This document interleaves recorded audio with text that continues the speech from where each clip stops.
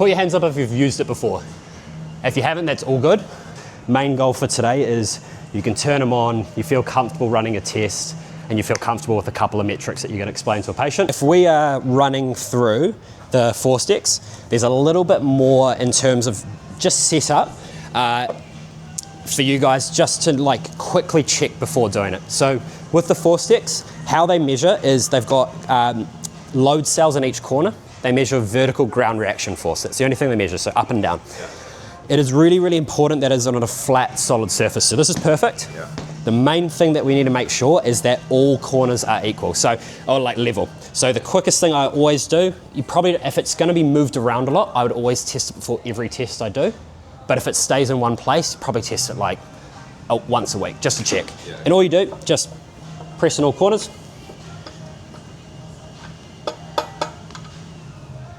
So you hear a little bit of a wobble, I'm just tightening that one.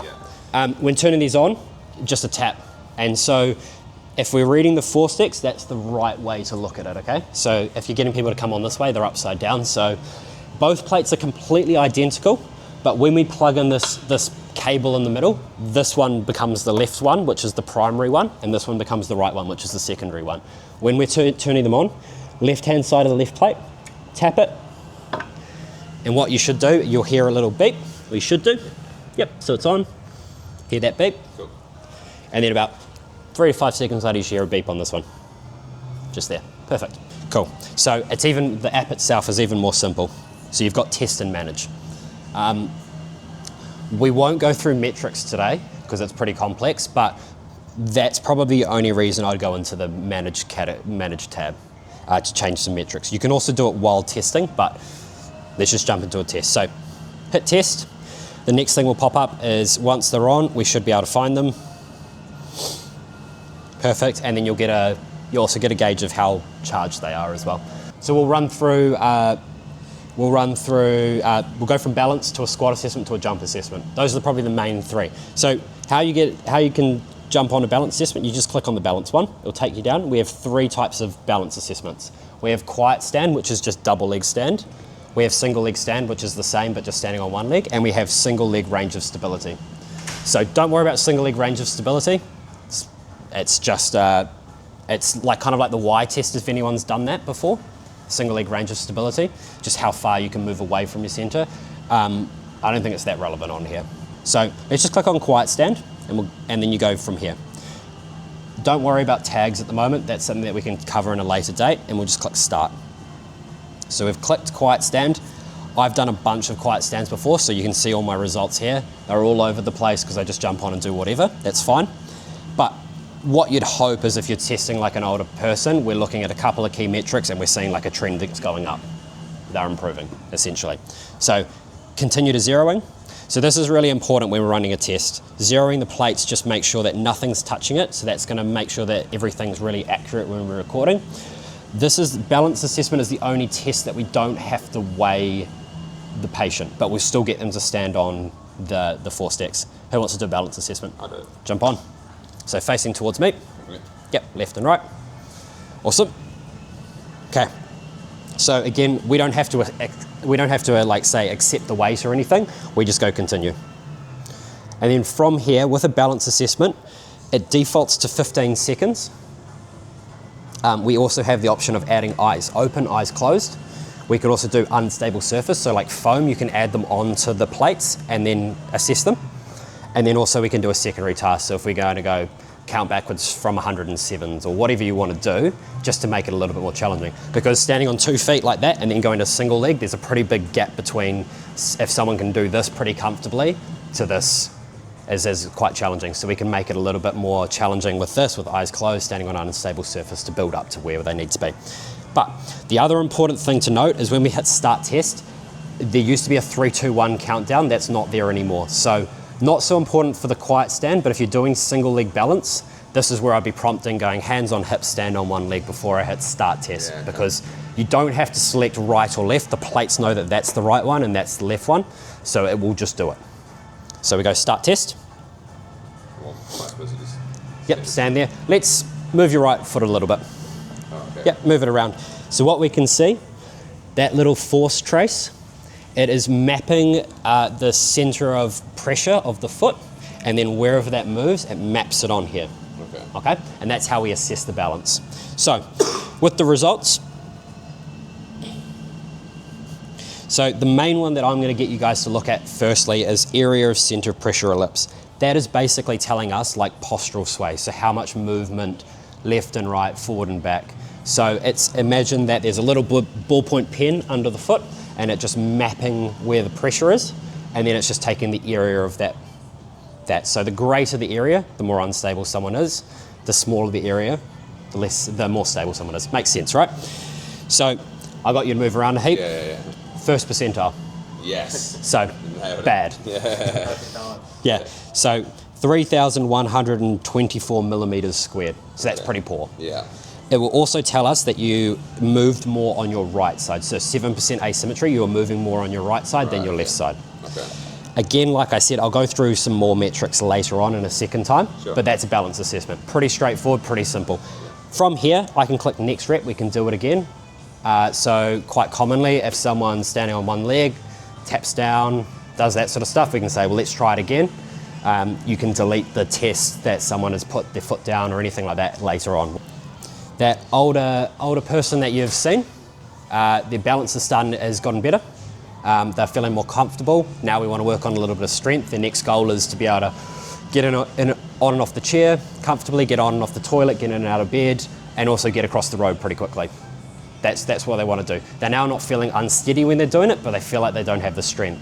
So it's like from here, what we can do is now we can look at a functional assessment, and we can look at something like a squat assessment or a single leg sit to stand, single leg squat, sit to stand, single leg sit to stand, anything along those lines. So we're going to do a squat assessment. So now what you'll see is the slightly different. So continue to zeroing, same thing as again. We don't want to touch the plates at all. And we get ready to weigh. So jump on. Just let it do its thing. So this is where it's important, because body weight is important, because if we're measuring force, force equals mass times acceleration. So we need an accurate mass so that then it can measure the acceleration of the movement to get an accurate reading of the force. Does that sort of make sense? Yeah. Everyone think back to the year 12 physics class? Say, yeah. In school again. Yeah. So what we can see, which no, it's all good. That's really cool. So right is always orange and blue is always left. So if we get you to lean all the way to the left side, you'll see the blue one come up. The grey line is the total weight. And then if we go over to the other side, so it's saying us the plates. So as I squat down, it's going to tell me where my distribution is. Absolutely. Okay. So if we're just standing in neutral, what we should see is the grey line is a total body weight, and about half is where the orange and blue line is. Okay. So cool. So what I'm going to get you to do is go hands on hips, and I'm going to get you to squat down. Oh, my knees are a bit... That's fine. And back up. So what I'm going to get you to do this time is no pause at the bottom, so nice and smooth on the way back up as well. Fantastic. This is a really good indication of if someone is performing the movement well. So if their squat depth is improving, their quality of movement's probably improving as well. So that's a good measure to look at. The other two that I'll look, and I'll send this through in an email later that you can look at, is eccentric mean force and concentric mean force. So basically what that's telling me is over the eccentric movement, so the squat down, how much force is going through the right side and how much is going through the left side. And what we're saying, so the first one, a 3% asymmetry to the right, and then the second one, a 10% asymmetry to the left. So what I'd say, that's fine. Okay. Anything under 10%, fine, don't worry about it. Right. And then on the way back up, 5% on the left and 4% on the left. So good. So you're slightly favouring the left most of the time, but when we're seeing someone that's older, got a knee injury or something, you'll probably see like 10, 15%. They're not favouring, they're not going down, anything along those lines. And also with some of the younger athletes, those kind of kids, the motor moron stage, they will... You say motor moron? Yeah. That's awesome. Yeah. Cut that out. Yeah, no. I mean, so I was like... But yeah, the motor moron stage, or the giraffe stage, or whatever you want to call it, the 15-year-old athlete that has shot through the roof and can't move anymore, you'll see, and you'll be like, okay, sweet. Like actually, if we're looking at training, this is a really good indication that actually we just want to be focusing on quality of movement rather than building up some strength or anything like that. So that's like, doesn't have to be necessarily for an injury, it can be just for quality of movement. You're favoring one side over the other. If we're gonna load up 50, 60 kilos, which is relatively heavy for them, we're actually gonna potentially be exposing that left side to more load and potentially injury or whatever you want. So let's actually just dial it back, really get you to focus on quality of movement, jump back on the plates, asymmetries, perfect. Right, let's load up some stuff. And then what you can do is then take the plates over to there, load up with some weight, and do it again, and do it again, do it again. Yeah. And then you can be confident saying, look, like, I know that person is getting stronger and I know they're training well. That raises your stakes through the roof. And also everyone, that you know you can be confident with that kid that they're getting better as well. ForceDecks, this is the best part about it. We have this feature called auto detect, which basically means that it is smart enough to realize when it reads the force traces on jumps in particular, and it will pick up the jump without me having to program in which jump they're doing. So it means I can be testing multiple things in one testing session without having to go back in each time. So potentially for your younger athletes, if we're doing like a counter movement jump, which is just hands on hips jumping up towards the ceiling, single leg jump, drop jump, hop test, anything like that, it will just bang all of them out. So I'll get you to jump off. I'll do this one because I've been holding the iPad ready to test. So the thing that we'll commonly see before a jump is they do this and then they do that, and we need like a clear start point and clear finish point. So if we're getting people moving around and everything, it just messes up the results. So that's why we added that, which for here, so if I was there, it says whenever ready to test. Ready to test. And then from there I can do a counter movement jump. From that. And it'll pick it up. Yep. And then if I wanted to do, say, something like a single leg jump, Remain stable. oh, it should still pick it up. I'm just gonna go through a few quickly. Yep.